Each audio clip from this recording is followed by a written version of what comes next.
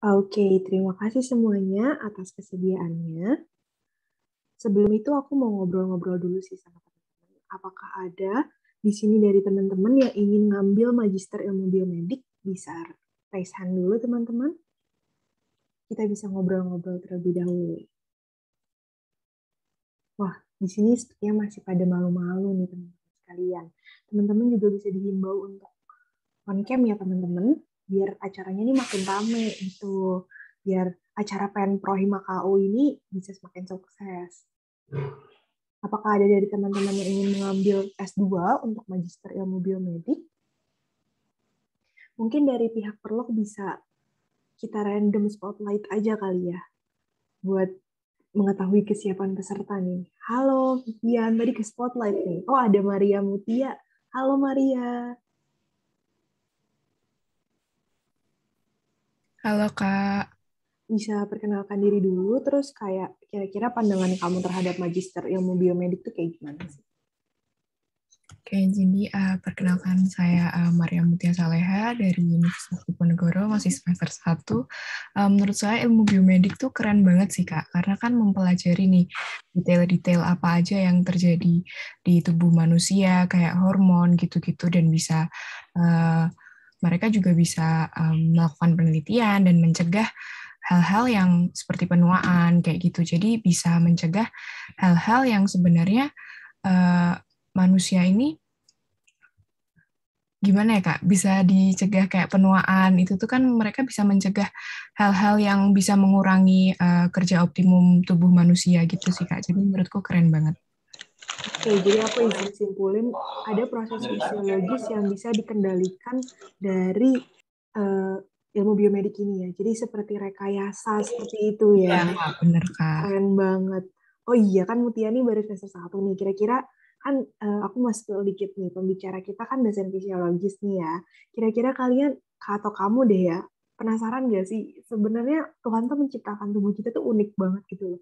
Ada yang bisa dicegah, ada yang bisa nggak bisa dicegah, terus ada juga yang A, B, C, D, E, F, G gitu. Kamu penasaran gak sih sama, wow gimana sih itu cara kerjanya?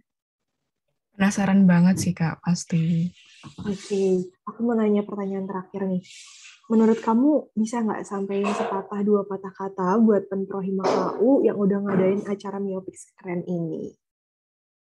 Pastinya mau bilang terima kasih banyak banget karena bisa menghadirkan pembicara-pembicara yang pastinya menginspirasi dan memotivasi kita buat lebih semangat belajar dan lihat insight-insight baru sih Kak. Jadi makasih banget buat panitia-panitia dan untuk kakak-kakak moderator juga Kak. Oke, terima kasih kembali ya. Makasih Mutia udah nemenin aku. Aku mau minta teman-teman Perlok eh, untuk spotlight. Wah, ini udah ada Minati Puspawardani. Bisa perkenalkan diri terlebih dahulu. Halo Minati. Minati. Wah, sepertinya Minati ada gangguan sinyal karena dokternya sudah hadir. Kita bisa lanjut aja kali ya untuk perkenalannya. Untuk perkenalan diri aku dulu terlebih dahulu, karena aku lupa nih tadi perkenalan diri. Oke, aku mulai ya. Selamat pagi dan semangat pagi semuanya. Terima kasih kepada MC kondang kita, Clarissa dan Satrio, yang kebetulan teman kelas aku juga nih, yang udah mempersilahkan saya agar hari ini dapat mendampingi narasumber informatif kita untuk sama-sama belajar tentang topik Magister Ilmu Biomedik. Karena kata pepatah, tak kenal maka taruh, izinkan saya memperkenalkan diri terlebih dahulu. Saya, Widya Novita, salah satu mahasiswa Prodi Kedokteran Universitas Diponegoro, angkatan 2020 yang akan memandu proses pembelajaran kita untuk materi kali ini. Seperti yang kita tahu, yang udah kita bincang-bincang dengan Maria Mutia juga, ilmu biomedik adalah ilmu yang berfokus pada pengembangan ilmu kedokteran dan preklinik. Nah, setelah tahu seperti apa secara singkat ilmu biomedik itu, mungkin ada dari kita yang sudah tergerak hatinya nih buat melirik S2 sebagai jenjang karir kita nantinya. Oke, nah untuk membicarakan lebih lanjut mengenai topik Magister Ilmu Biomedik ini, ada baiknya kita kenalan dulu nih sama pembicara kita yang super kece. Untuk yang Perlok bisa di-share screen CV-nya. Oke, di sini ada Dr. Muflihatul Muniroh. Magister of Science PhD, atau yang biasa kita panggil Dr. Liha. Beliau adalah salah satu wanita tangguh yang lahir di Tanjung Pandan, Belitung pada 18 Februari 1983. Saat ini beliau tengah memegang 3 posisi penting nih teman-teman, yaitu staf akademik pada Departemen Fisiologi Fakultas Kedokteran Universitas Diponegoro, staf riset pada Divisi Genetik Manusia di FK Undip, dan editor pada JBTR atau Journal of Biomedicine and Translational Research. Wah, ngelihat pencapaiannya Dr. Liha, bikin kita semua, sekaligus saya, bawaannya pengen salawatin nih, sambil usaha, biar di kemudian hari bisa meneladani Dr. Liha. Mantep pol deh pokoknya. Kita bisa lanjut ke background pendidikan sendiri. Dr. Liha sudah menempuh pendidikan S1, S2, dan S3 di Universitas Diponegoro yang masing-masing lulus pada tahun 2005, 2006, dan 2009. Kemudian beliau melanjutkan mengambil gelar PhD di Universitas Kagoshima, Jepang dari tahun 2011 sampai 2015. Bisa kita lihat juga nih, untuk pengalaman kerja sendiri, Dr. Liha nih sudah cukup banyak mencoba banyak posisi. Yang terbarunya adalah menjadi asisten riset di Universitas Kagoshima, Jepang pada tahun 2012 sampai 2015. Dan yang terakhir, untuk publikasi mutakhirnya adalah fortifikasi dadi atau susu kerbau fermentasi dengan vitamin D3 yang meningkatkan interleukin 6 dan asam lemak rantai pendek sekum pada tikus obesitas yang diinduksi diet pada tahun 2020. Wah, sebenarnya baru bacain CV-nya aja, jiwa-jiwa insecurity saya nih udah mulai membara, berteriak mengguncang dunia nih. Tapi nggak apa-apa, karena saya juga udah nggak sabar buat simak materinya. Yuk langsung kita invite pembicara kita. Selamat pagi, Dr. Liha. Apakah sudah ada di meeting? Ya, udah gabung. Wow, terima kasih Dr. Liha. Bagaimana nih kabarnya dokter pagi ini? Alhamdulillah baik, sehat ya, dan ya semangat ya. Tadi barusan join di Research School 2 gitu ya. Terus masih di depan laptop, ditelepon tadi udah gabung ke Miopik. Wah, Senang banget bisa gabung. senang banget juga bisa kehadiran pembicara sekeren Dr. Liha ini. Baik dokter, tanpa berlama-lama, untuk waktu dan layar, saya persilakan dokter. Ya, oke. Terima kasih Widya selaku moderator. Bismillahirrahmanirrahim. Assalamualaikum warahmatullahi wabarakatuh. Apa kabar semuanya? Ya, saya harap semuanya sehat-sehat selalu ya, dan tetap produktif di era pandemik ini. Dan tentunya setelah mengikuti Miopik ini ya, nanti kita ke depannya bisa udah mulai tahu nih gambaran mau kemana ya setelah lulus di S1 dan profesinya. Oke, saya izin share screen ya. Apakah sudah terlihat? Sudah terlihat, dokter. Oke. Ya. Oke, hari ini saya diminta untuk menjelaskan tentang S2 ya, Magister Ilmu Biomedik, Fakultas Kedokteran Universitas Diponegoro. Alhamdulillah kita saat ini sudah terakreditasi A, sehingga tentunya ini menjadi nilai plus ya, dan istilahnya seperti tiket untuk mendaftar beasiswa terutama LPDP. Ya, jadi silahkan nanti misalnya ingin mendapatkan beasiswa selama perkuliahan, terutama LPDP, bisa mendaftar ya, karena kita sudah terakreditasi A. Oke. Nih, ini rata-rata dari mana nih Widya nih? Boleh nanya nggak sama moderator? Pesertanya rata-rata prodi apa?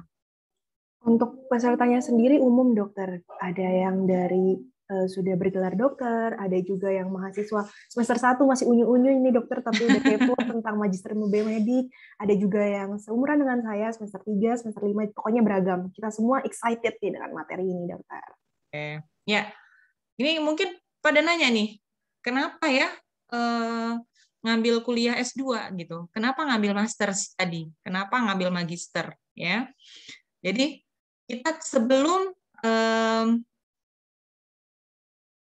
Bentar ini. Nah, kita harus tanya dulu dalam diri kita sendiri ya masing-masing. Apa sih life goal kita? Ya, kita ingin jadi apa? Gitu. Tujuan karir kita mau kemana? Ya, pintu itu banyak ya. Jadi kalau pas saat masuk perkuliahan, kan udah jelas nih, misalnya mahasiswa kedokteran ya, program studi kedokteran, oke, saya jadi dokter. Farmasi, oke, nanti saya lulus farmasi, gitu ya. Dokter gigi, gizi, keperawatan, semuanya sesuai dengan program studi yang diambil. Nah, begitu kita lulus, kita pasti berkarir, ya. Kita pasti berkarir. Kita mau jadi apa? Tujuan karir kita ke arah mana, ya? Tuh, kalau apa namanya? Apakah tujuan karir kita itu ke depannya membutuhkan istilahnya ijazah tertentu gitu ya, gelar tertentu ya, atau ya tadi kita oke, saya klinisi ya jelas gitu, dokter itu ya klinisi gitu karena dia bergelar dokter ya, yang lain juga ya sesuai profesinya. Lalu selain saya bergerak di profesi saya, apakah saya tertarik menjadi akademisi ya, yaitu berkarir di bidang pendidikan. Atau saya ingin lebih tertarik ke riset ya. Saya menjadi researcher ya, peneliti. Banyak sekali ya tempat-tempat sekarang yang memang istilahnya menampung ya orang-orang yang memang dia apa istilahnya passionnya ke arah riset gitu. Ya, lembaga-lembaga riset itu banyak sekali. Ya. Jadi worth it nggak kita gitu ya ngambil master studi ini gitu. Gimana waktu dan effortnya kita cocok nggak nih gitu. Ya. Nah di sini ya setelah kita bisa mampu menjawab pertanyaan-pertanyaan tadi, maka kita lihat nih ya program studi Magister Ilmu Biomedik ini ya itu ada di FK Undip ya, di mana dia dibuka sejak tahun 97 tepatnya bulan September. Saat ini lokasinya di zona pendidikan FK Undip Rumah Sakit Dr. Karyadi. Jadi kantornya ya, kantor MIB ya. MIB itu Magister Ilmu Biomedik. Itu di sana ya. Bisa dilihat di ingat ya kalau di Rumah Sakit Karyadi itu ada yang kita sebutnya dekanat lama ya. Oke. Nah, ilmu biomedik ini ya, bentar ini muncul di tengah-tengah nih bentar. Ilmu biomedik adalah cabang ilmu kedokteran yang menggunakan azas pengetahuan dasar ilmu kedokteran dalam menjelaskan fenomena hidup di tingkat molekuler, seluler, organ, dan tubuh yang dikembangkan untuk pencegahan, pengobatan, dan pemulihan penyakit. Ini secara terminologinya, ya, arti istilah ilmu biomedik. Gitu. Jadi memang ilmu kedokteran, ya, ilmu kesehatan, gitu. Jadi kita mulai dari perkembangan riset untuk pencegahan, pengobatan hingga pemulihan. Nah, struktur organisasi saat ini, ya, Ketua Program Studi Magister Ilmu Biomedik FK Undip adalah Dr. Ian Wisnu Prajoko, MKes SPB Onkologi. Ya. Nah, yang sering kita kenal dengan Dr. Ian. Kemudian ada GPM, ya, GPM itu gugus penjamin mutu yang ya kita bersama-sama dengan prodi ya, khususnya Kaprodi mengawal bagaimana agar MIB ini mutu pendidikannya, mutu lulusannya itu tetap sesuai koridor ya yang kita inginkan, yaitu tentunya baik dan berkualitas ya. Nah, di mana gugus penjamin mutu di sini ada Dr. Nani Maharani, MSc Med PhD, dan saya sendiri ya. Tujuan. Oke, tujuan mendidik mahasiswa Magister Ilmu Biomedik agar mempunyai kemampuan akademik dan kualitas profesional ya. Apa sih gitu ya? yang disebut dengan kemampuan akademik gitu. Kemampuan akademik itu adalah kemampuan untuk mahasiswa itu ya, lulusan terutama ya, nanti dia mampu belajar mandiri, mampu melaksanakan penelitian, ya, mulai dari merumuskan penelitiannya, kemudian dia tahu teknik mana yang tepat, ya, dan mengajarkan kepada orang lain apa yang sudah diperolehnya, gitu. Dan dia tentunya ya salah satu keunggulan kita juga, kita berusaha membuat ya lulusan MIB itu mampu berkomunikasi secara efektif ya kepada lingkungan di sekitarnya, terutama nanti tempat kerjanya. Nah, kalau kualitas profesional itu meliputi rasa tanggung jawab, ya, makanya nanti ya ada skill-skill tanggung jawab yang kita kembangkan, dapat bekerja sama dengan baik, bersikap sesuai etika, dan selalu mengembangkan pengetahuan dan keterampilan. Ya.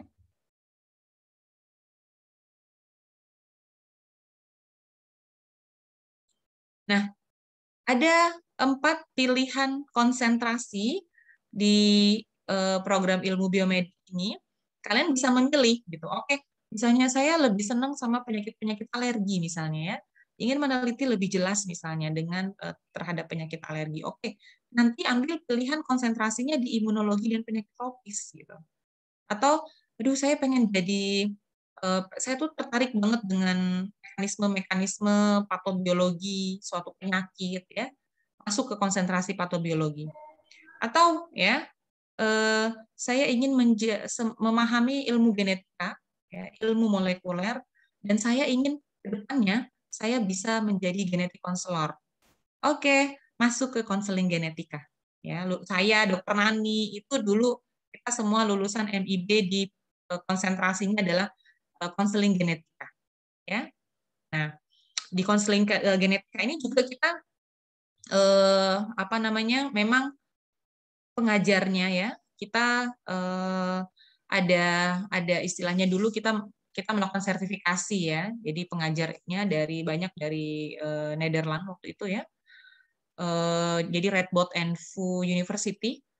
Kemudian ada beberapa target kasus yang harus kita lakukan dan kita berikan konseling tentunya. Jadi kita lihat, kita lakukan diagnosis dan melakukan konseling, dan itu nanti dievaluasi ya, dan kita mendapatkan semacam sertifikat kompetensi sebagai genetik konselor. Waktu itu dikeluarkan oleh Radboud University ya. Itu kalau konseling genetika. Atau konsentrasi klinik bedah. Nah, ini biasanya yang jadi FK Undip itu ya, program spesialisasi ilmu bedah itu bekerja sama dengan magister ilmu biomedik, jadi double degree ya. Jadi mereka saat masuk ke bedah ya, jadi PPDS bedah, di tahun pertama mereka menjadi ikut ya, wajib dalam mengikuti program ilmu biomedik S2 ini ya, konsentrasi klinik bedah. Jadi agar apa? Agar saat menghadapi pasien sudah tahu ya. Apalagi sekarang kan kita lebih ke gene terapi ya, terapeutik diagnostik juga pendekatan gene molekuler dan genom ya. Sehingga ini sangat bagus sekali dalam memberikan insight ya. Oke, ini pasien saya harus diapain gitu. Mulai dari langkah diagnostik yang tepat dan juga tentunya manajemen ya, terapi penata laksanaan juga tepat sesuai dengan kondisi pasien. Struktur kurikulum ya, dari kurikulum 2017 kita berubah ke kurikulum 2021, tepatnya sih kita berubah sejak 2020 lalu, di mana sebelumnya kita hanya by course ya. By course itu kita perkuliahan ya seperti biasa. Nah, sejak 2020, sejak tahun lalu kita punya kurikulum by research ya. Nah, ini kurikulum dari MIB ini ditempuh dalam waktu 3 semester paling cepat ya, dan paling lama 8 semester termasuk penyusunan tesis sesuai dengan Permen Ristek Dikti nomor 44 tahun 2015 ya. Nah, nanti lulusannya bergelar Magister Ilmu Biomedik, M Biomed ya. Nah, kurikulum yang kita lakukan di Magister Ilmu Biomedik ini berbasis kompetensi, ya. Jadi KBK, ada perkuliahannya, ya. Kemudian ada diskusi dan penugasan, kemudian tentunya penelitian, ya, untuk menyelesaikan tesis, dan penulisan artikel ilmiah, di mana nanti akan dilakukan publikasi dan praktikum, ya, di laboratorium dan klinik. Ya. By course, kita lihat yuk, apa sih by course ini? Nah, kita lihat per konsentrasi. Konsentrasi imunologi dan penyakit tropis, ya, di semester 1 nanti akan diberikan mata kuliah, ya, dengan topik biologi sel, molekuler, ya, genetika medik, patobiologi umum, ya, hingga ya tadi nanti dasar-dasar herbal medik, penyakit tropis, ya. Nih, ini di semester 1. Semester 2, ya, ada tambahan kuliah lebih ke etika, filsafat, ya, dan medpen, nanti ada EBM, Evidence Based Medicine, kemudian biostatistik, ini tentunya sangat membantu untuk menganalisis nantinya data penelitian, dan juga teknik penulisan tesis dan publikasi ilmiah, ya. Nih, semester 3 proposal, semester 4 tesis. Ya, jadi fokus 3 itu proposal, 4 tesis. Konsentrasi patobiologi, ya, semester 1 ya lebih kurang sama, dan di mana nanti di sini ditekankan, ya, lebih ada onkologi, sitologi, imunopatologi, ya, dan teknik laboratoriumnya di patobiologi. Ya. Semester 2-nya sama, ya, dan semester 3 dan 4 fokus di proposal dan tesis. Nah, konsentrasi konseling genetika. Nah, semester 1 kita benar-benar belajar tentang genetik, ya. Genetika klinik, konseling genetika, genetika manusia, hingga psikologi dasar. Loh, kok bisa ada tambahan psikologi dasar, ya? Jadi memang yang mengambil konseling genetika ini tidak hanya dokter, tidak hanya klinisi, ya, tetapi waktu itu, ya, sampai saat ini ada dari nurse, ya, kemudian waktu itu psikolog, ya, hingga scientist, ya, jadi kayak biologis, ya, itu lulusan fisika itu mengambil, ya, lulusan kimia, biologi, ya, terutama waktu itu biologi sih yang lebih relevan, ya. Tuh. Sehingga memang kita diajari psikologi dasar, ya, untuk teknik cara kita menghadapi atau melakukan konseling kepada pasien-pasien kita. Nanti di semester 2, ya, ada tambahan, ya, medpen dan lain-lain, hingga ada praktek klinik kita menghadapi pasien, konseling genetika, dan juga praktek laboratorium. Jadi nanti ada ya mulai, ya, ekstraksi DNA, PCR, dan lain-lain, ya. Semester 3 dan 4 proposal dan tesis. Nah, ini bedah, ya. Bedah nanti banyak, ya, terutama di bedahnya, anatomi bedah, nanti bedah saraf, bedah kardiotorak vaskuler, dan lain-lain. Ya.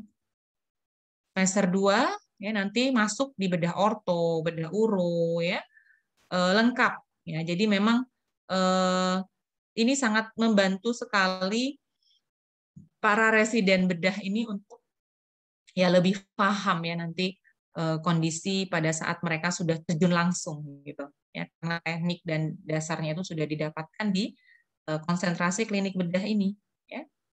3 dan 4 proposal dan tesis. Nah, kalau by research, apa bedanya dengan by course? Nah, by research bisa dilihat, ya, mata kuliahnya lebih ramping, apa istilahnya, ya, lebih sedikit, ya. Ya, semester 1 hanya 4 topik, ya. Imunologi misalnya, ini untuk konsentrasi imunologi dan penyakit tropis, ya. Imunologi, penyakit tropis, genetika medik, dan pengembangan proposal. Semester 2 langsung masuk ke penelitian. Nah, Ya, jadi proposal sudah bisa di semester 1. Ya.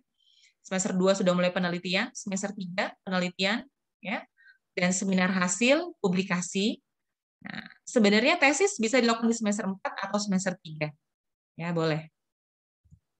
Konsentrasi patobiologi juga, ya, kuliahnya hanya patobiologi umum, patobiologi lanjut, kemudian lanjut dengan pengembangan proposal penelitian. Semester 2 sudah mulai penelitian, 3 penelitian, hasil, dan publikasi. Ya.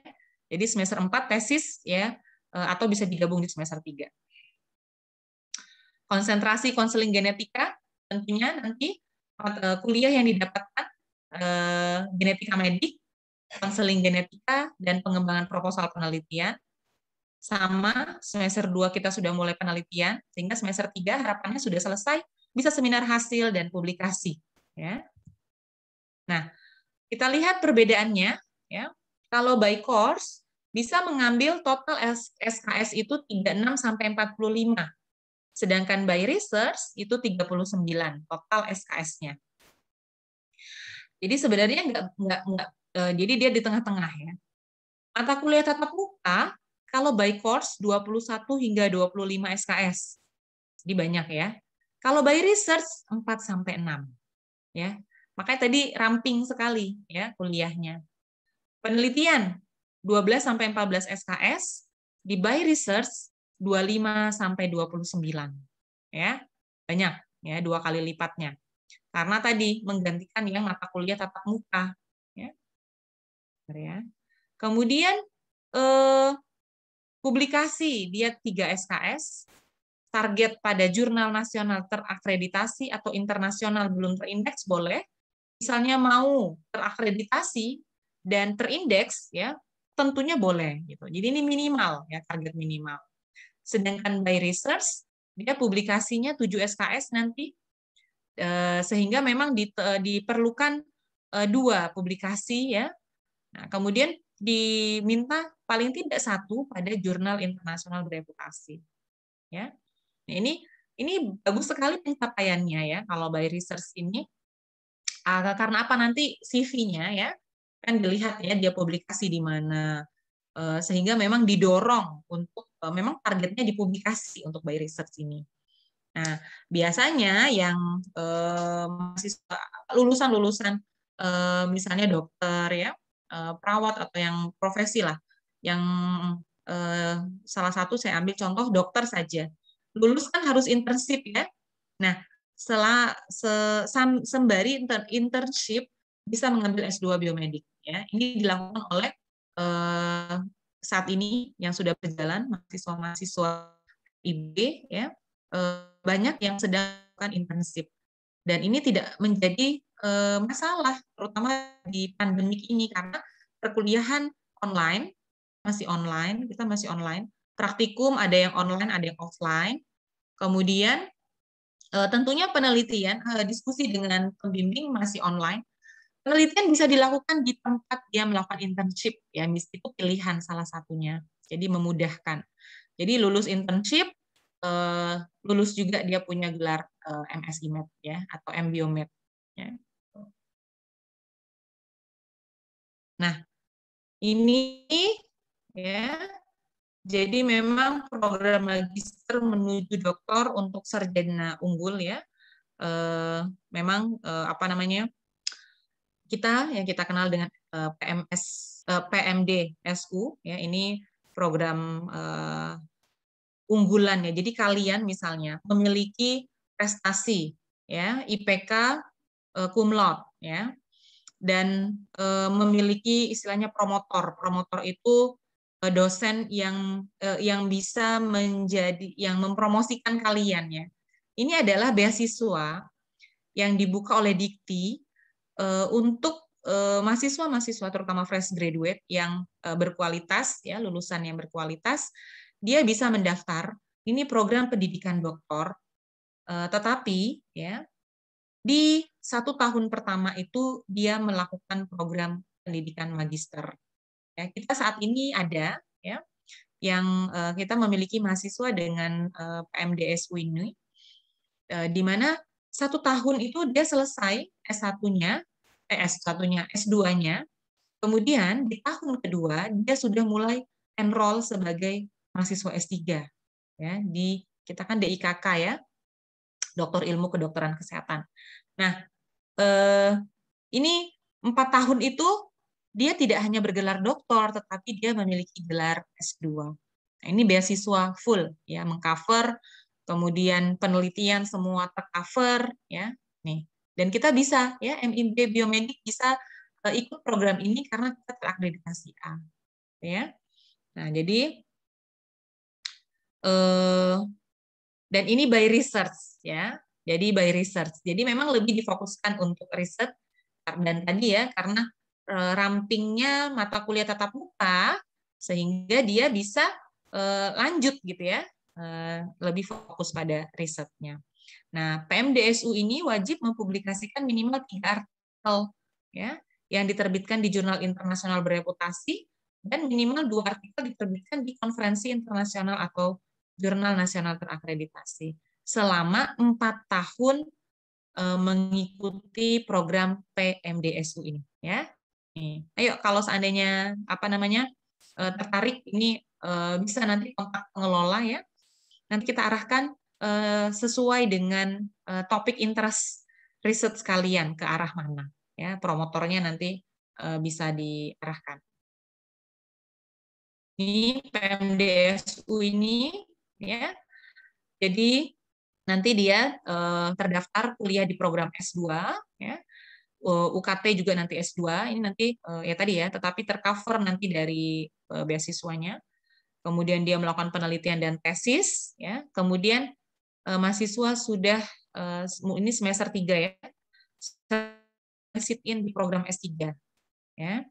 Nah, dia masih terdaftar mahasiswa S2, UKT S2. Nanti di akhir semester 3 mahasiswa wisuda S2 di mana masa studinya 1,5 tahun ya. Nih. Kemudian mulai di semester 4 dia lanjut sebagai mahasiswa S2 reguler di sini di magister, tetapi program doktor dia sudah terdaftar di S3. Jadi misalnya ini contohnya apa? Kalau dia belum selesai misalnya masih ada tugas misalnya publikasi sudah dilakukan tetapi misalnya ujian belum misalnya ya. Nah, itu bisa terus diselesaikan gitu ya sembari dia sudah terdaftar di S3 ya dan mulai riset.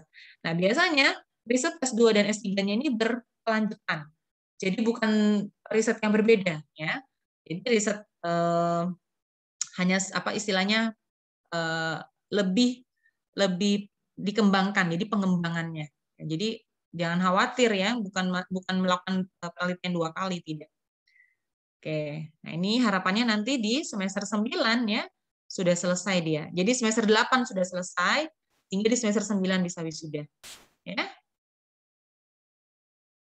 Nah, tesis ya, kewajiban mahasiswa S2 itu adalah menyelesaikan tesis. Tesis adalah karya ilmiah berdasarkan penelitian lapangan maupun laboratorium yang dilakukan secara sistematis dan mendalam ya, dan sudah dilakukan kelayakannya, ada uji kelayakan. Ya. Kemudian syarat wajib kelulusan, ya, sehingga ada nanti buku pedoman penulisan usulan penelitian tesis, ya, bisa dicek.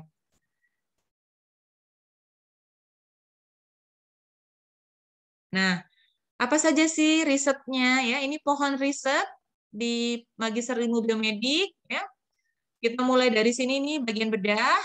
Klinik bedah nanti macam-macam ya, bedah onko. Jadi tertarik pada kanker misalnya, masuk di bedah onko nanti penelitiannya, bedah saraf, digestif, orto, anak, plastik, urologi, torfas ya. Kemudian patobiologi bisa, nanti herbal medicine masuk di sini.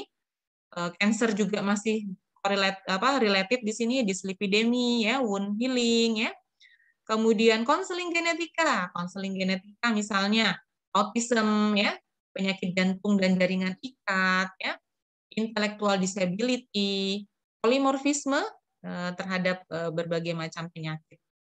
Kemudian ada DSD, disorder of sex development. Ini 5 riset yang memang kita kembangkan ya di konseling genetika, tapi tentunya di luar itu ada ya. Kemudian yang imunologi dan infeksi ada akut febrile illness, ya, lepra, tuberkulosis, serta pengembangan biomedik leptospirosis. Ya. Ini benefitnya kalau kita gabung, ya, kalian ya enroll sebagai mahasiswa S2 biomedik, kita bisa perkuliahan yang dipadatkan, ya, dan ini menunggu internship nih, ya, bisa dilakukan, dan jadi biasanya internship selesai, S2 juga didapatkan gelarnya. Kemudian kesempatan exchange student dan short course di luar negeri, tahun ini kita merencanakan, ya, menunggu visa ini, alhamdulillah per Senin sudah mulai dibuka visa Jepang, jadi kita akan mengirim satu student MIB, ya, untuk finalisasi tesis, ya, jadi selama 6 bulan di Kagoshima University. Nah, kemudian ada juga konsentrasi klinik itu menyatu dengan program PPDS, tetapi tidak menambah lama studi. Jadi bukan berarti PPDS bedah lulusnya lebih lambat, ya, lebih lama daripada PPDS lainnya, tidak, ya, karena dia tidak menambah waktu studi. Kemudian kesempatan join research dengan supervisor di luar negeri, ya, jadi bisa ikut, terutama misalnya ikut penelitian dosen bersama, ya, dosen di MIB yang punya joint research, ya, dengan luar negeri, gabung mahasiswanya boleh sekali, dan ini kita lakukan, ya. Kemudian kesempatan mendapatkan beasiswa tentunya terbuka lebar karena tadi balik lagi MIB terakreditasi A. Ya. Kemudian dana penelitian bisa didapatkan dari hibah penelitian bersama dosen pembimbing. Jadi jangan khawatir misalnya, aduh nanti biaya penelitian bagaimana ya, gitu ya. Nah, makanya cari dosen pembimbing, kontak dosen pembimbing yang memang dia sesuai dengan topik interest kalian, dan dia aktif, ya, dalam melakukan penelitian dan aktif dalam mengajukan grant-grant hibah penelitian. Ya, misalnya bingung, boleh menghadap pengelola, nanti pengelola bisa memberikan advice, ya. Kemudian tentunya kesempatan rekomendasi untuk melanjutkan S3 baik di dalam maupun luar negeri, ya. Ini bisa kita berikan. Nah, ini staf pengajar di program Magister Ilmu Biomedik, ya, dari berbagai disiplin ilmu, ya, dari Fakultas Kedokteran, ada Fakultas Kesehatan Masyarakat, ya, hingga instansi di luar Undip, ya, dan di luar negeri, yang tentunya kita memiliki IB, FK Undip. Pendukung ini masih foto lama, ya, harusnya sekarang sudah tulisan Fakultas Kedokteran Undip. Kita punya laboratorium sentral di sebelahnya RSND, ya, Rumah Sakit Nasional Diponegoro. Di situ ada Center for Biomedical Research, kita kenal Sebior, ya, di lantai 2, bareng dengan lab Daki. Kemudian ada laboratorium PA, ya, patologi klinik, kemudian mikro, ya, mikrobiologi, dan kita punya laboratorium sel kultur dan imunologi. Ya. Ketua lab sentral Dr. Nani Maharani. Ya. Kemudian kita ada laboratorium hewan coba. Sekarang kita sedang pembangunan gedung, ya, gedung bertingkat di belakangnya gedung B, ya, perkuliahan itu ada nanti. Kalau saat ini kan kita di belakangnya gedung A, ya, kecil satu lantai. Nah, nanti kalau kalian lagi jalan-jalan ke kampus, ya, di belakangnya gedung B itu ada lagi membangun, ya, saat ini membangun 2 lantai, harapannya ke depan bisa lanjut, ya, lantainya ke atas. Itu hewan coba. Saat ini kepalanya lab hewan coba adalah Dr. Astika, ya. Kemudian laboratorium skill dasar di lab skill ada Bu Indah, ya. Kemudian tentunya RSUP Dr. Karyadi, ya. Rumah Sakit Nasional Diponegoro dan PT Sido muncul. Ini fasilitas pendukung untuk penelitian mahasiswa MIB. Laboratorium, ya, kita punya laboratorium sitogenetika dan molekuler, ya. Kita bisa melakukan analisa hormon, terutamanya, ya, di lab Daki, patologi klinik, patologi anatomi, mikro, ya, dan juga kita akses ke laboratorium kimiawi, fisik, dan biologi di seluruh institusi di Indonesia, ya. Jadi kita bekerja sama dan tentunya nanti akan mendapatkan surat pengantar, ya. Jadi akan kita berikan rekomendasi dan pengantar dari MIB. Ini perpustakaan, kita perpustakaannya punya langganan artikel full, ya, textbook full dari beberapa penerbit yang sudah ya terkemuka ya, Elsevier, Scopus, EBSCO dan lain-lain.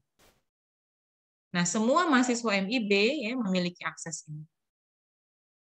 Ini contoh kegiatan kuliah dan praktikum. Ya, ini waktu kita masih offline ya. Kita praktikum bareng ini misalnya genetik ekstraksi DNA nih ya. Ini kemudian pipetting ya.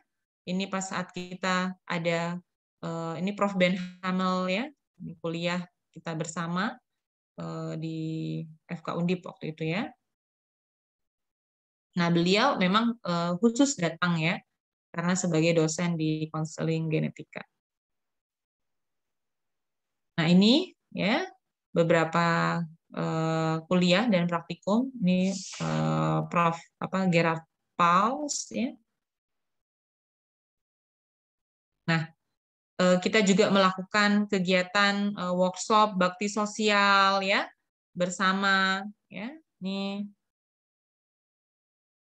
Nah, ini kerjasama dalam negeri kita. Kita bekerja sama dengan Sido Muncul ya, RSUP Dr. Karyadi, Rumah Sakit Nasional Diponegoro, ada Lab Prodia ya, LPPT UGM juga gitu, dan tentunya yang lain-lain ya, Puskesmas jejaring, rumah sakit jejaring ya, kita bekerja sama bersama. Ini kerjasama internasional kita ya, di Belanda mulai dari VU University, Radboud ya, Erasmus, Hanze ya di Groningen, kemudian Poitiers ya di Prancis. Ini kita beberapa mahasiswa yang kita kirim, ada yang double degree ya. Kemudian ke Central Queensland University Australia, Murdoch Children Research Institute ya. Kemudian di Kobe ya, Shinshu, Hokkaido, Kagoshima, Kanazawa ya. Kemudian di Cina ada Guangzhou University, kemudian di Singapura ya Biofactory, dan juga University Kebangsaan Malaysia ya, macam-macam. Nah, ini beberapa kegiatan ya yang kita lakukan. Kalian bisa cek nih, misalnya buka mbiomedik.fk.undip.ac.id ya. Nanti kelihatan beberapa kegiatan-kegiatan, foto-foto kegiatan bersama, baik praktikum, workshop, ya, kemudian bakti sosial, ya, pengabdian. Nah, profil lulusan dari MIB ya, ada yang bekerja sebagai akademisi, ya, sebagai staf pengajar. Kemudian ada yang bekerja sebagai peneliti, researcher, ya. Ada yang bekerja di private company, ya, melakukan ya praktis seperti konselor genetika, ya. Ini kita ada di ya genetika science, Prodia, Sito, ya. Itu sudah menggunakan ini ya, lulusan-lulusan terutama dari konseling genetika, magister ilmu biomedik FK Undip ya.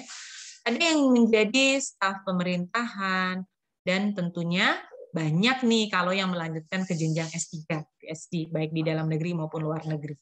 Ya. Ini salah satu momen saat wisuda mahasiswa S2 biomedik. Ya.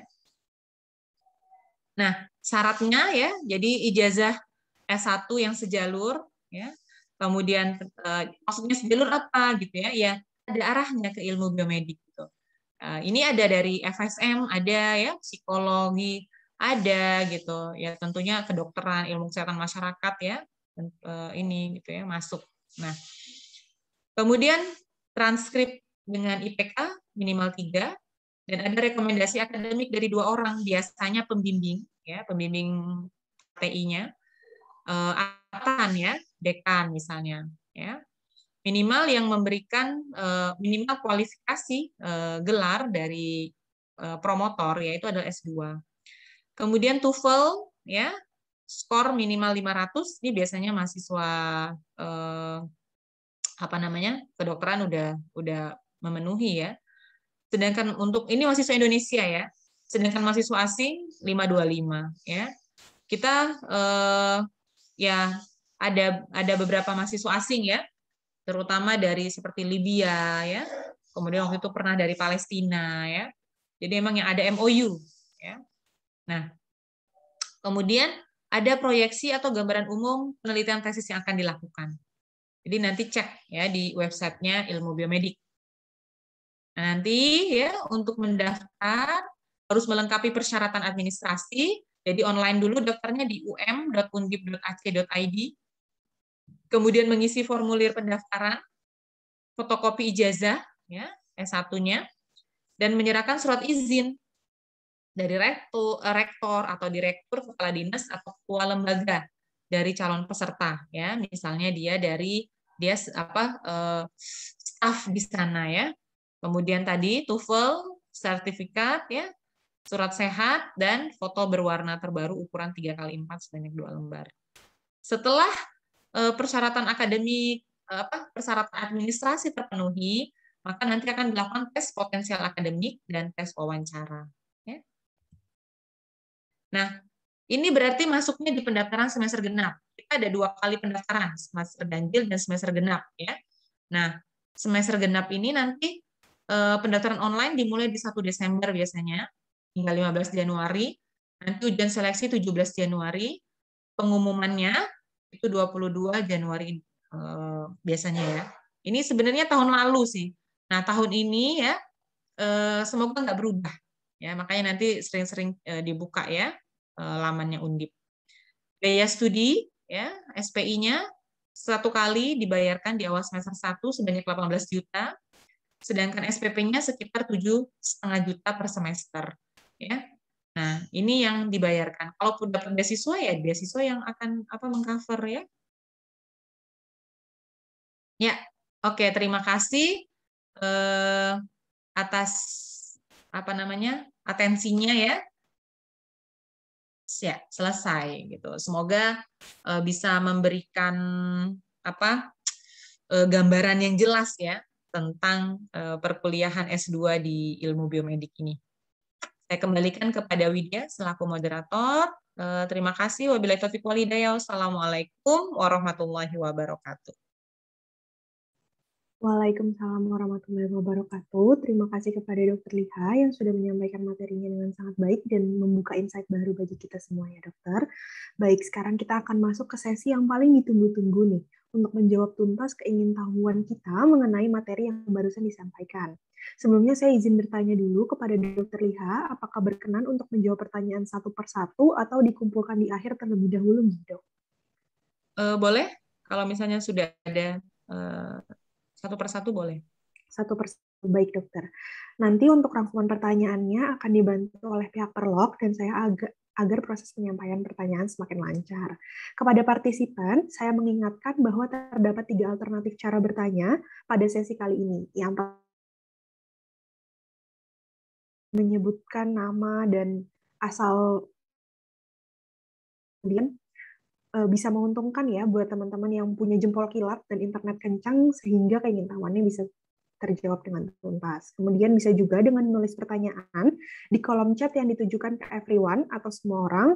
Dan yang terakhir, apabila teman-teman sekalian masih malu-malu kucing nih, bisa dengan mengirimkan pertanyaan anonim ke question box yang nanti akan dikirimkan oleh pihak panitia.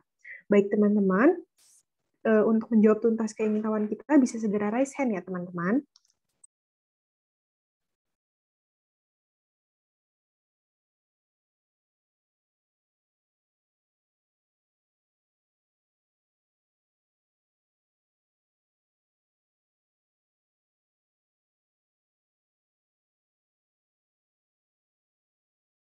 Ini dok, pertanyaannya, kelebihan dan kekurangan magister ilmu biomedik dibandingkan jalur profesi itu apa nih dok? Silakan dijawab dokter. Ya, oke.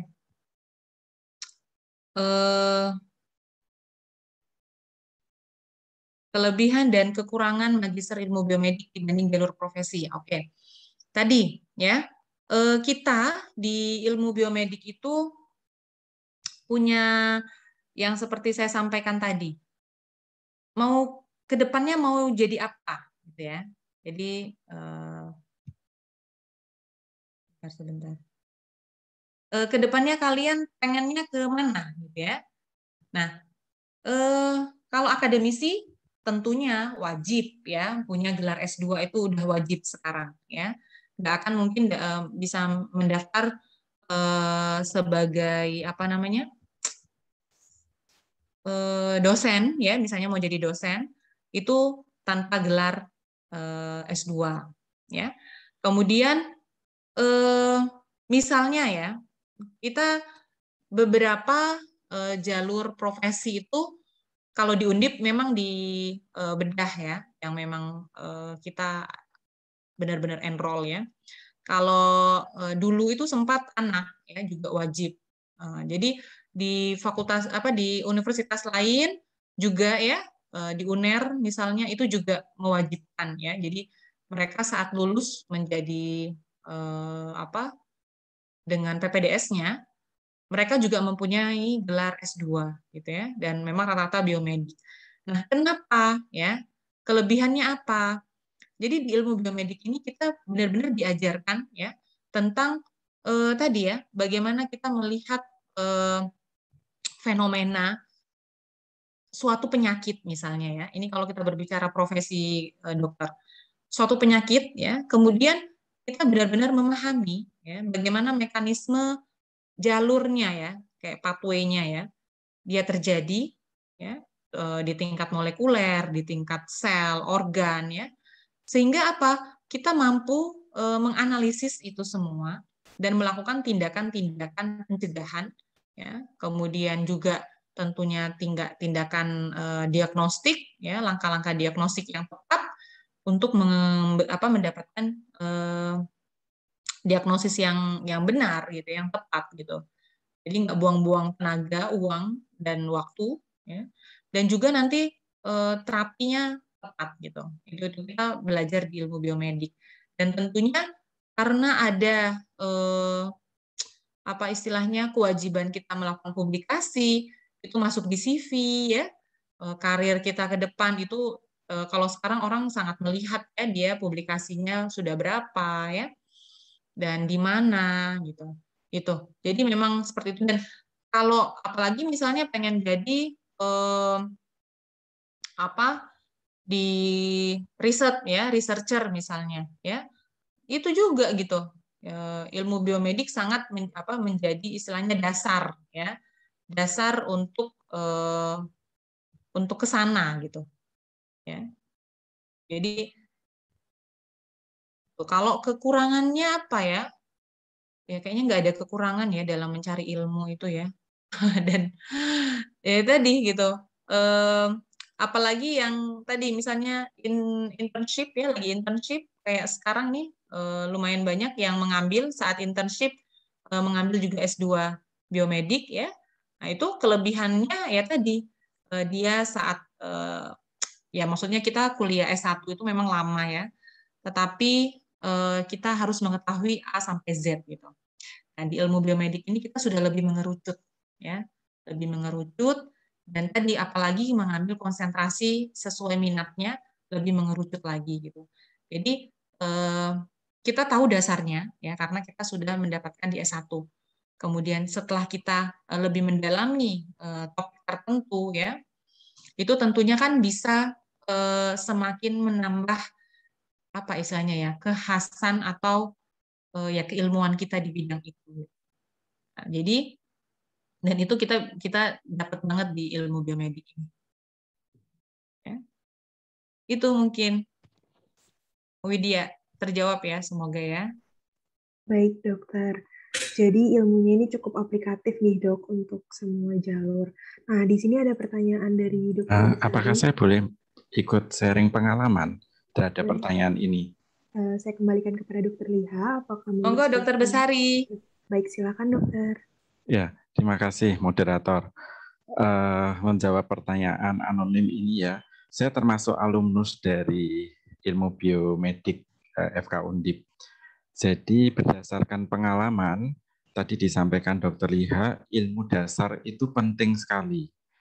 Jadi pada saat saya sudah selesai dengan ilmu biomedis, dan kebetulan saya mengambil spesialis, dasar dari suatu penyakit, dasar dari suatu terapi itu semuanya dari biomedis. Jadi saya merasakan saya lebih mudah memberikan terapi dan juga dan juga mencari suatu patofisiologi penyakit karena saya mempunyai ilmu-ilmu biomedis yang seperti Dr. Iha sampaikan tadi, entah itu imunologi, entah itu sel, ya, biologi sel, sampai ke farmasi, dan itu ternyata bermanfaat sekali sampai hari ini saya merasakan. Dan ilmu itu selalu berkembang, tapi rupanya ilmu biomedis itu juga berkembang, tapi dasar-dasarnya itu tetap. Jadi sampai hari ini pun saya merasakan sangat bermanfaat. Kalau ditanya kekurangannya, jawabannya tidak ada. Semua ada kelebihan semua itu. Itu pengalaman saya, moderator. Terima kasih. Wah, dari 2 testimoni dokter kita yang hebat ini, saya juga makin tergerak nih dok. Wah, ilmu-ilmu dasar tuh penting banget ya dok ya. Nah, dengan ngambil ilmu biomedik mungkin kita bisa memperkuat dasar kita. Jadi untuk melanjutkan pendidikan ke jenjang yang lebih tinggi lagi, dasarnya ini udah kepegang gitu. Jadi insya Allah pathway karirnya itu lebih terarah. Baik dokter, terima kasih atas jawabannya dan testimoninya. Di sini ada juga pertanyaan nih dok. Apakah saat mendaftar S2 biomedik, gambaran tesisnya sudah harus mengarah ke salah satu konsentrasi ilmu yang dituju? Semisal ada yang mungkin hendak melakukan penelitian klinik non-bedah, apakah nanti penelitiannya menyesuaikan ke konsentrasi lain yang mungkin agak nyerempet, atau bagaimana nih? Ya, oke. Ya, pertama saya mau mengucapkan terima kasih banyak Dr. Besari sebagai sesama alumni S2 Biomedik. Ya, benar banget kata Dr. Besari ya. Nggak ada. Kalau kekurangannya kayaknya nggak ada ya ilmu biomedik itu. Nah, pertanyaan kedua, kalau ingin mendaftar, gambaran tesisnya sudah harus mengarah ke salah satu konsentrasi ilmu yang dituju tidak? Tentunya ya, agar apa? Jadi nggak salah mendaftar nanti ya, kan nanti akan diarahkan oke, mau masuk ke konsentrasi yang mana gitu ya. Misal ada yang ingin melakukan penelitian klinik non bedah, apakah nanti penelitiannya menyesuaikan ke konsentrasi lain yang mungkin agak nyerempet. Misalnya ya, dia mau ke patologi ya, atau ke imunologi. Misalnya imunologi aja, imunologi. Tetapi nanti misalnya pasiennya bisa dari mana-mana ya. Dari bedah bisa gitu. Bukan nggak masalah ya. Tentunya kan kita pengajarnya itu banyak juga yang dari bedah. Dokter Yan Wisnu sebagai kaprodi juga dari bedah ya. Tentunya bisa menjadi pembimbing gitu. Kemudian ada dokter Besari, ada ya banyak lah ya di Opsgin misalnya. Jadi disesuaikan ya. Kalau saya sih memang menyesuaikan. Tapi misalnya masih bingung nih gitu ya, masih bingung, kemudian ingin melanjutkan penelitian S1-nya, nggak apa-apa gitu. Nggak apa-apa nanti yang penting mendaftar dulu. Nanti kan ada istilahnya semacam wawancara ya dengan pengelola. Oke, kayaknya sih dia ini lebih tepatnya dari topik interest risetnya ini ke arah konsentrasi tertentu misalnya. Diarahkannya nanti ke sana. Gitu. Gitu. Mungkin moderator. Baik, terima kasih atas jawabannya dokter. Nah, nanti kita bisa move on lagi nih ke pertanyaan selanjutnya dan mungkin pertanyaan terakhir. Nah, dari sekian banyak pilihan jurusan, menurut dokter sendiri agak subjektif sih dok, tapi apa sih yang membuat dokter tergerak hatinya untuk memilih jurusan biomedik sebagai pathway pendidikan dokter nih? Oh Bisa langsung iya, dijawab benar-benar. dokter. Berarti ini sharing pribadi ya? Sharing pengalaman pribadi. Oke, saya waktu itu lulus 2006 akhir ya. Desember, ingat banget saya. Kemudian wisuda itu di bulan Februari. Nah, nggak lama habis itu saya dikontak sama dosen wali saya. Nah, ya, dosen wali saya itu Prof. Iin ya, panutan kita semua. Keren banget soalnya beliau ya, Insya Allah. Kemudian Prof. Iin tuh waktu itu menyampaikan ke saya ya bahwa ayo daftar S2 biomedik ya. Kita sedang membuka konsentrasi baru, yaitu konseling genetika bersama Prof. Sultana waktu itu. Kemudian ada beasiswa. Beasiswa waktu itu yang ditawarkan adalah beasiswa unggulan, ya. Beasiswa unggulan. Kemudian apa namanya? Dan waktu itu beasiswanya mengcover mulai dari beasiswa apa istilahnya uang kuliah ya. Dulu kayaknya nggak ada SPI nih, pokoknya SPP. Kemudian kita per bulan juga mendapatkan living cost ya. Nah, kemudian waktu itu saya masih PTT ya, PTT-nya tapi waktu itu deket sih ya di daerah Demak. Jadi menyelesaikan PTT terus ya udahlah Bismillah ya, istikharah kayaknya bagus nih gitu ya ininya ya. Dan ya tadi karena saya yakinnya itu selain topiknya nih bagus ya, biomedik, genetika, dan ya siapa yang nggak kenal Prof. Sultana dan Prof. Iin ya. Gitu. Dan saya kenal banget Prof. Iin ya waktu itu karena selama 6 tahun saya di Undip, saya jadi anaknya Prof. Iin. Sampai saat ini sih sebenarnya ya, kalau Prof. Iin bilang itu saya tetap anaknya beliau. Nah, akhirnya saya mencoba mendaftar ya. Alhamdulillah lolos beasiswa dan lolos S2-nya ya. Nah, saya waktu itu tidak berpikir ingin menjadi dosen ya waktu itu ya. Jadi saya ya pokoknya kita itu apa ya kesempatan yang ada ya. Jadi kita itu kan punya banyak pintu di depan kita ya, pintu peluang. Nah, pintu peluang itu kita ambil yang sesuai dengan passion-nya kita. Walaupun misalnya tadi saya belum terpikir passion saya dokter, dosen ya.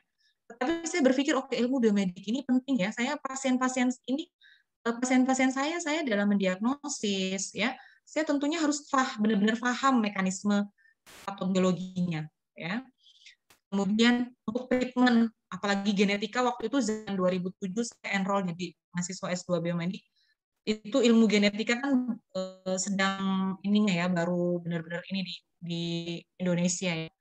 Dan gene terapi sudah mulai ada ya. Dan saya udah berpikir kita ke depan riset ke sana ya. Jadi treatment kepada pasien juga tepat ya. Dan salah satu yang saya suka juga ya, itu adalah peluang untuk kita mendapatkan ini gitu, selain penelitian, kita dapat dosen dari luar negeri ya, dan juga kita bisa kesempatan untuk istilahnya ada short course atau bahkan sampai double degree ke luar negeri waktu itu ya. Nah, kemudian di akhir dan waktu itu sebenarnya sempat mau ke Rotterdam. Di perjalanan saya waktu mau penelitian S2 itu dari Rotterdam, kemudian tidak jadi ke Jepang, nggak jadi, itu terkendala beasiswa semua ya. Waktu itu memang ada peralihan beasiswa unggulan. Kemudian akhirnya ke Malaysia yang terdekat ya, dan waktu itu kita dibantu dari atas pendidikan di Malaysia. Jadi kita beasiswa di cover full dari sana ya. Jadi udah bukan beasiswa unggulan waktu itu untuk keluar negerinya. Nah, di akhir-akhir menyelesaikan S2, kemudian saya ditawarkan ya untuk mendaftar dosen gitu waktu itu, dan Prof. Iin waktu itu deket banget sama Dr. Hardian ya. Nah, terus saya diarahkan ke Faal ya gitu. Jadi itu peluang yang saya bilang tadi ya. Jadi kalau berdasarkan pengalaman itu, peluang-peluang ilmu itu dia akan membuka peluang lainnya. Gitu. Jadi jangan ragu untuk menuntut ilmu lebih dalam, ya, menuntut ilmu selanjutnya. Karena apa? Dia akan membuka peluang-peluang kebaikan lainnya. Dan ya alhamdulillah gitu ya. Oh ternyata gitu ya, jalan hidup saya itu memang di sini gitu. Jadi akademisi iya ya, klinisinya saya tinggalkan enggak? Ya tentunya tidak gitu. Nah, karena saya lulusan S2 biomedik konsentrasi konseling genetika yang saya sampaikan tadi di awal ya, ada apa namanya, kita waktu itu dapat sertifikat kompetensi sebagai konselor genetika dari Radboud University ya, kerjasama dengan MIB. Ya tentunya walaupun di Indonesia saat ini memang sedang kita perjuangkan ya legalitasnya sebagai salah satu profesi gitu. Tetapi dengan berbekal ilmu itu semua masih bisa memberikan pelayanan yang terbaik lah ya, berharap selalu memberikan pelayanan terbaik khususnya di genetik ya, genetika, konseling pasien-pasien dengan kelainan genetika gitu, terutama di Indonesia agar apa gitu ya, agar ya tadi masyarakat juga lebih aware terhadap penyakit-penyakit yang ada ya, dan juga paham gitu tentang penyakitnya, resiko keluarganya, dan bagaimana nih penanganan ke depannya gitu. Jadi ya tadi saya lulus belum terpikir ya tadi ya, ternyata kerangka hidupnya itu seperti ini gitu. Tapi yang jelas saat ada peluang ilmu ya untuk digali lebih lanjut, maka ambil ya. Kalau saya ya saya sarankan kepada semuanya kita ambil gitu ya, karena dia nanti akan membuka pintu-pintu peluang ilmu dan kebaikan lainnya. Mungkin itu moderator. Baik, jadi di sini balik lagi ke kuasa Tuhan ya dokter ya. Jadi kayak kalau kita lagi bingung sama sesuatu, kita tinggal tanya aja sama Tuhan, dan mungkin di pathway dokter Liha ini, mobil medik ini jadi pathway yang tepat nih buat dokter Liha mengembangkan diri sehingga menjadi pribadi yang lebih berguna bagi nusa dan bangsa, seperti itu ya. Baik, teman-teman, sayang sekali nih waktunya sudah habis, tapi teman-teman masih tetap bisa mengirimkan pertanyaan ke question box. Nanti teman-teman bisa direkap, dijawab by WA, bisa juga nanti langsung kontak dokter Liha ataupun melalui satu PIN ya dok ya. Nanti akan dibantu dijawab oleh panitia. Tenang aja teman-teman, akan ditampung semuanya oleh Miopik, akan dibahas tuntas semua ingin tahuan teman-teman tentang Magister Ilmu Biomedik. Dokter kita, mungkin dokter berkenan menyampaikan sepatah dua patah kata sebagai closing statement. Bisa juga berupa pesan-pesan buat kami, mahasiswa preklinik, calon dokter, atau yang akan menempuh S2 Ilmu Biomedik supaya lebih siap menghadapi kehidupan perkuliahan nantinya. Ya, oke, terima kasih moderator. Buat teman-teman semua, ya, ilmu biomedik itu ilmu dasar, ya. Kita bisa memahami lebih jelas, ya, lebih lebih tepat, ya, tentang kondisi pasien kita. Itu terutama ya untuk yang dokter itu memang ya ilmu biomedik gitu jawabannya, ya. Dan S2 biomedik ini itu akan sangat membantu kalian ya dalam memberikan pemahaman itu, dan tentunya selain memberikan ilmu di tentang biomedik sendiri, juga di Magister Ilmu Biomedik ini mengajarkan dan membimbing kalian untuk menjadi lulusan yang baik ya, yang nantinya juga mampu melakukan penelitian dengan tepat, kemudian menulis artikel dengan baik ya, dan mempublikasikannya di jurnal yang terakreditasi maupun bereputasi ya, baik nasional maupun internasional, sehingga ya dan kalian menjadi lebih semangat lagi ya, dan bukan berarti dengan pandemik saat ini menjadi lebih tertutup gitu peluang-peluang, tidak gitu, peluang-peluang itu lebih terbuka. Bahkan pada saat internship ya, yang dulu nggak mungkin kalau non pandemik kita yang internship daftar S2 biomedik ya, dia badannya harus di situ ya, kemudian rumah sakit misalnya, tapi harus mengikuti kuliah di kelas gitu. Nah itu hampir nggak mungkin. Tetapi selama pandemik ini peluang itu terbuka karena masih perkuliahan online, bimbingan juga bisa, dan itu menyesuaikan ya. Kita sangat terbuka. Bahkan kemarin kita sempat praktikum ya, DNA, ekstraksi DNA, PCR itu kita menyesuaikan yang internship bisanya hari apa, dan kita sesuaikan gitu. Jadi teman-temannya kan yang nggak internship malah lebih fleksibel waktunya. Gitu ya. Jadi tetap semangat. Semoga harapan saya nih banyak yang daftar ilmu biomedik nanti bareng-bareng penelitian bareng dosennya ya. Pokoknya jangan tenang aja. Nanti banyak grant nih, Dokter Besari juga salah satu dosen yang aktif ya me-apply grant-grant hibah penelitian. Jadi meneliti itu sekarang sudah banyak sekali dananya ya. Jadi jangan khawatir, dan juga misalnya bisa mendaftar beasiswa ya, LPDP daftar ya. Dan kita sudah terakreditasi A, PMDSU juga ya, Jadi oke, saya mau S2 sekalian S3 nih gitu ya. Lanjutkan gitu. Jadi dan kita sangat membantu Dr. Yan Wisnu ya yang mengepalai, ada dibantu oleh Dr. Nani dan saya. Nanti kita bareng-bareng akan membantu kalian semua, membimbing dan apa yang bisa kita lakukan ya, kita lakukan bersama-sama untuk kemajuan FK Undip ya, khususnya ilmu biomedik ini gitu. Mungkin itu dari saya, mohon maaf jika ada salah-salah kata ya. Terima kasih kepada moderator dan juga semua peserta. Dari saya, wabillahi taufiq wal hidayah. Wassalamualaikum warahmatullahi wabarakatuh. Baik, terima kasih kepada Dr. Liha. Sebagai bentuk apresiasi kepada Dr. Liha, izinkan kami selaku pihak panitia memberikan buah tangan berupa sertifikat yang akan dibantu share screen oleh pihak Perlov. Dipersilahkan kepada pihak panitia untuk membantu mengabadikan kenangan kita ini.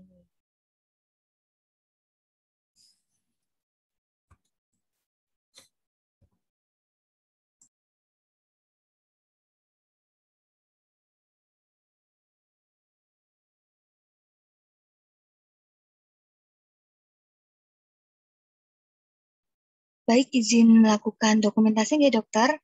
Dalam hitungan ketiga, 3, 2, 1. Sekali lagi ya dok. 3, 2, 1. Terima kasih dokter Liha. Sama-sama. Baik, satu kali lagi dokter, mungkin tanpa sertifikat bersama dengan partisipan nih. Untuk teman-teman, ayo segera on cam, tunjukkan wajah cantik dan gantengnya, biar kita nih berkenang nih. Kita pernah ikut nyopi, kita pernah sharing sama Dr. Liha, siapa tahu 10 atau 20 tahun lagi malah jadi partner kerja nih ya dok ya. Benar-benar. Amin.